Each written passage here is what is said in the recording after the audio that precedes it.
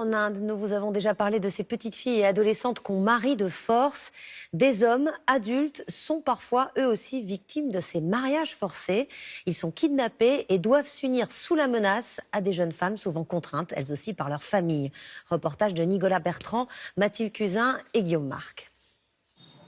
C'est la région la plus pauvre de l'Inde, le Bihar. Ici, la misère entraîne un type de criminalité unique au monde, qui vise seulement les hommes. Le mariage forcé par enlèvement. Sur cette vidéo diffusée par des médias indiens en janvier dernier, un homme en pleurs est retenu contre son gré. Les ravisseurs lui ont mis le chapeau et l'écharpe jaune traditionnelle et le poussent vers son propre mariage. La victime se débat, mais qu'importe. Le mariage est prononcé avec la complicité du prêtre hindou. C'est la famille de la mariée en rouge qui a tout organisé. Nous avons retrouvé la victime de cet enlèvement. Vinod Kumar, un jeune ingénieur, a repris le cours de sa vie. Libéré par la police, il a pu s'enfuir. Mais garde en tête chaque détail de son mariage, sous la contrainte.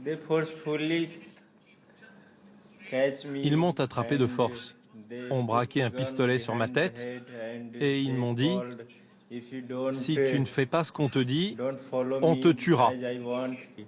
Séquestré dans cette famille pendant 3 jours, Vinod apprend les raisons de ce rapt après sa libération. On m'a dit qu'il avait été difficile de trouver un mari pour cette femme. Alors, quand sa famille a vu que j'étais un homme avec un bon salaire, que j'étais ingénieur, ils se sont dit « on va le faire et on verra bien après ». Des cas comme celui-là, il y en aurait au moins 300 chaque année dans la région. Les ravisseurs n'hésitent pas à filmer la scène. Ces enlèvements sont souvent organisés par des familles pauvres issues de petits villages et qui ne peuvent pas payer la dot, cette vieille tradition indienne qui les oblige à verser de l'argent aux futurs mariés. Ils espèrent ainsi trouver un bon parti pour leur fille, sans payer.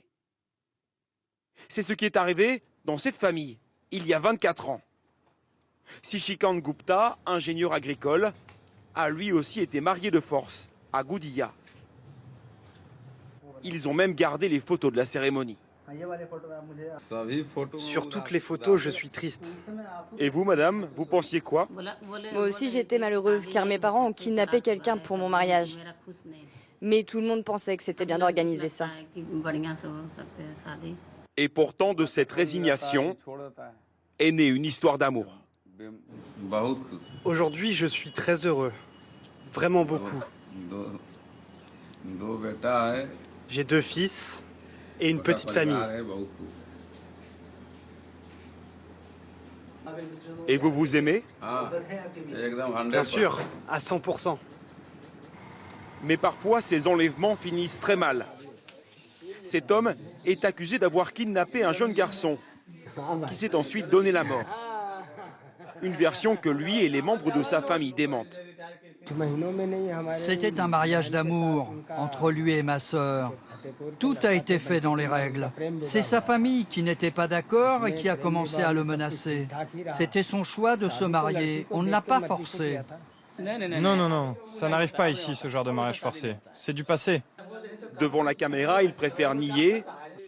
Pourtant, un oncle de la famille tient à rétablir la vérité. À l'écart des regards, il nous donne sa version des faits.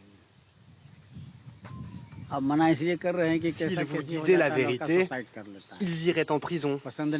Parce que ce garçon n'aimait pas cette femme en réalité. Et ce sont les hommes de ce village qui l'ont bien forcé pour ce mariage. C'est pour ça qu'il s'est suicidé.